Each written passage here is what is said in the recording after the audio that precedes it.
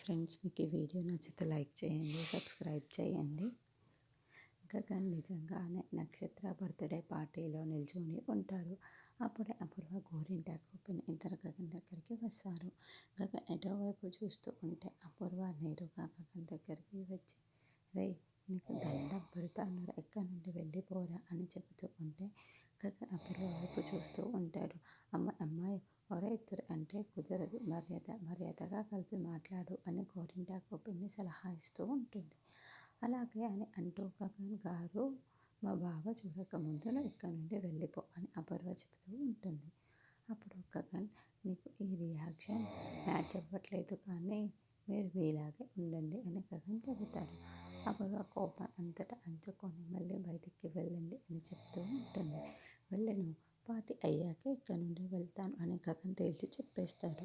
వేరే వాళ్ళతో మాట్లాడుతున్న శరత్చంద్ర వెంటనే అపూర్వ గగన్ మాట్లాడుతుండడం చూసి, రే గగన్ అని ఒక్క కేక పెట్టేసరికి భూమి, కృష్ణప్రసాద్ అందరూ కూడా అక్కడికి వచ్చేస్తారు.